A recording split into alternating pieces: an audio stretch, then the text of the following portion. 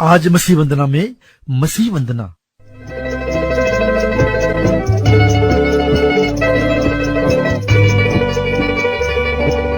वंदना करते हैं हम, वंदना करते हैं हम, हृदय को तेरे सामने लाकर रखते हैं हम।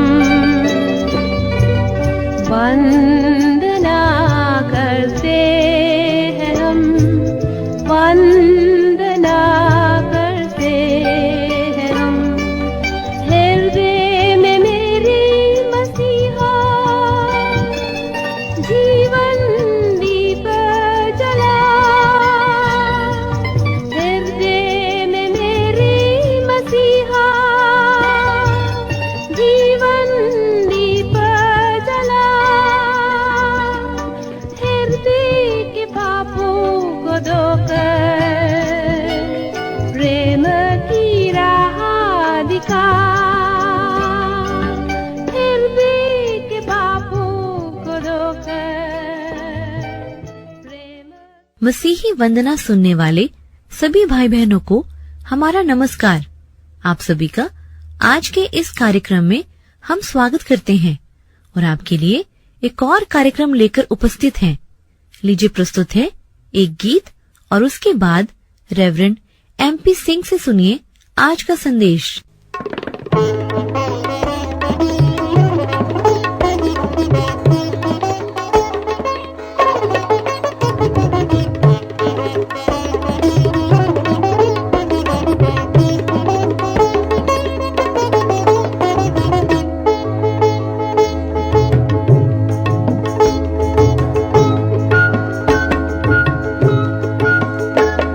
हर रोज मुझको दिन नया यीशु दिखाता है, हर रोज मुझको मौत से यीशु बचाता है, हर रोज मुझको दिन नया यीशु दिखाता है।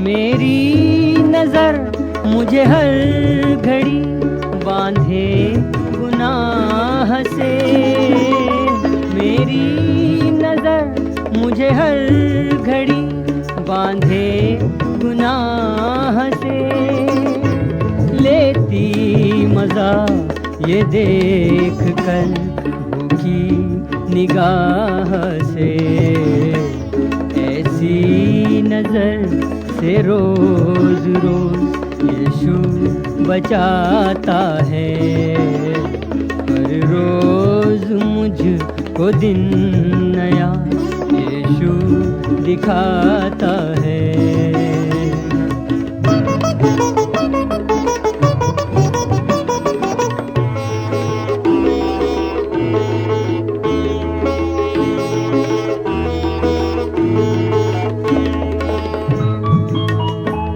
मेरी जुबां करती वो बात कि बनती खाइयाँ, मेरी जुबां करती वो बात कि बनती खाइयाँ, दीवारों के पीछे करें सबकी बुराइयाँ, ऐसी जुबां से रोज रोज यीशु बचाता है, हर रोज मुझको दिन नया यीशु दिखाता है, हर रोज मुझको मौत से यीशु बचाता है, हर रोज मुझको दिन नया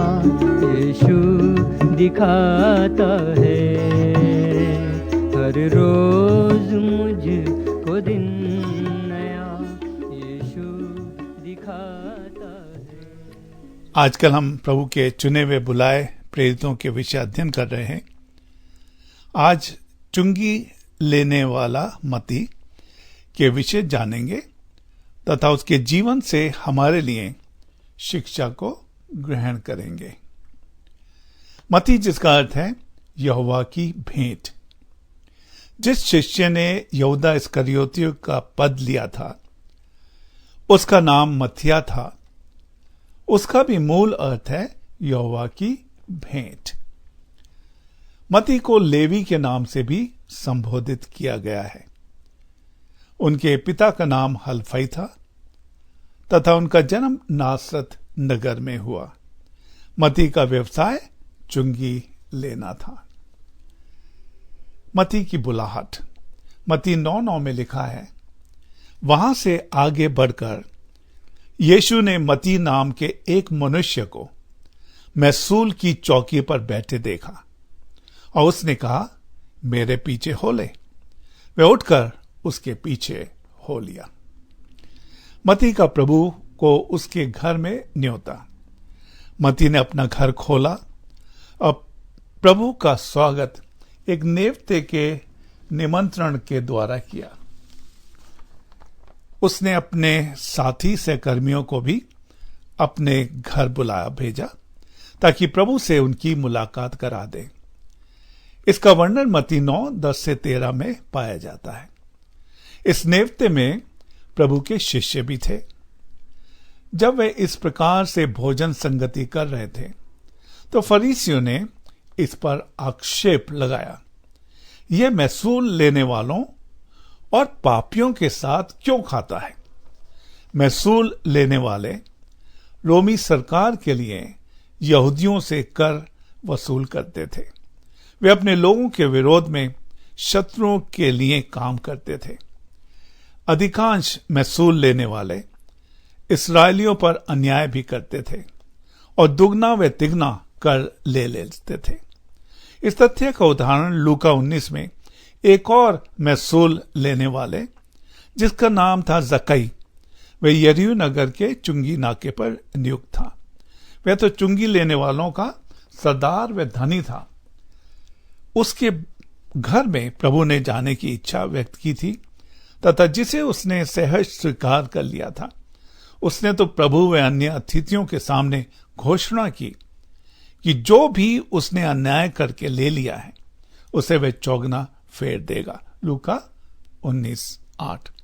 तो जब मती के घर पर प्रभु का भोजन करना हुआ और फरीसियों ने जब आक्षेप लगाया तो प्रभु ने बड़ा स्पष्ट उत्तर उनको दिया, जो कि मती 9:12-13 में पाया जाता है।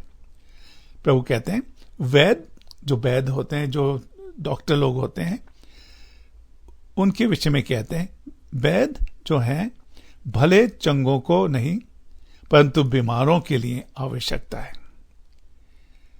दूसरी बात, इसका अर्थ यह है कि मैं बलिदान नहीं परंतु दया चाहता हूं, क्योंकि मैं धर्मियों को नहीं परंतु पापियों को बचाने आया हूं। फरीसी वे अन्य धार्मिक अगुए स्वयं को बड़ा धर्मी ठहराते थे, जो केवल दिखावटी थे। प्रभु ने तो उनको स्पष्ट कपटियों के रूप में संबोधित किया। मत्ती 23:27 में लिखा है। आइए प्रभु का वचन इस धार्मिकता को क्या दर्शाता है। भजन 5:9, 10:7 व 36:1 के अनुसार तथा पौलुस प्रेरित की पत्री जो उसने रोमियो को लिखी, रोमियो 3:10 में जैसे लिखा है कि कोई धर्मी नहीं, एक भी नहीं। 3:23 में लिखा है रोमियो में, इसलिए कि सब ने पाप किया और परमेश्वर की महिमा से रहित हैं। जैसे 64:6 में लिखा है, हम सब के सब अशुद्ध मनुष्य से हैं और हमारे धर्म के काम सब के सब मैले चिथड़ों के समान हैं। इसलिए प्रभु सब अधर्मियों एवं पापियों के लिए इस जगत में आया ताकि हमें क्षमा प्रदान हो। प्रभु का नेवता जो कि उसने मती को दिया, मेरे पीछे हो ले। प्रभु का आह्वान उन सब के लिए है जो उसको अपने जीवन में प्रभु के रूप में स्वीकार करते हैं और उसका सम्मान करना चाहते हैं। यूहन्ना 12:26 में लिखा है, यदि कोई मेरे सेवा करे तो मेरे पीछे हो ले, और जहां मैं हूं वहां मेरा सेवक भी होगा। यदि कोई मेरी सेवा करे तो पिता उसका आदर करेगा। प्रभु का आह्वान अपने चेलों से यही है। लूका 9 उसकी 23 पद में लिखा है और मती 16:24 में भी लिखा है।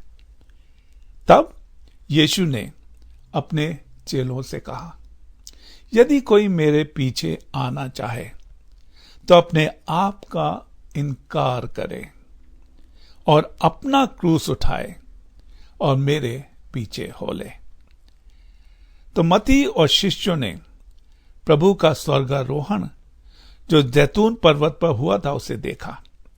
देखने के पश्चात एक चित्त प्रार्थना के लिए 120 शिष्यों के साथ यरूशलेम में इकट्ठा हुए। प्रेरित 1:13। मती सुसमाचार का लेखक है।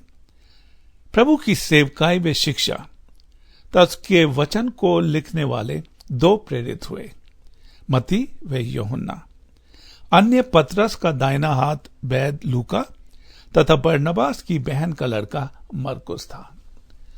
चारों सुसमाचार के लिखने का उद्देश्य भिन्न भिन्न दर्शक व सुनने वाले थे। मती विशेषकर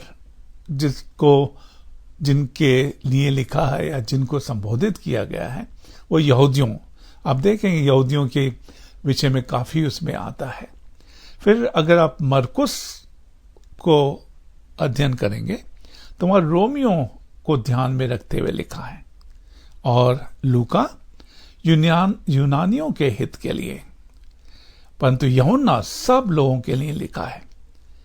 यदि आप इन सुसमाचारों का अध्ययन करेंगे तो उनमें से लिखी बातों का उद्देश्य व जोर उन दर्शकों को ध्यान रखकर लिखा है, उनसे संबंधित व प्रचलन पर पाया जाता है।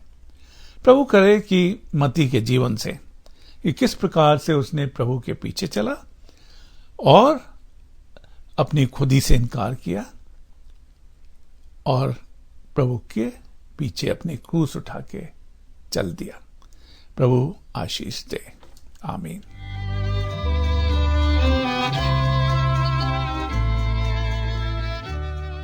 हमारी आशा है आज के कार्यक्रम से आपने आशीष पाई है। अपनी आशीषों और अपने विचारों से हमें भी अवगत करवाएं। हमारा व्हाट्सएप नंबर है 9319473370 9319473370। हमारा ईमेल है info@masihivandana.org। कल एक नए कार्यक्रम के साथ आपसे फिर मिलेंगे। परमेश्वर की आशीष आप पर बनी रहे। आमीन।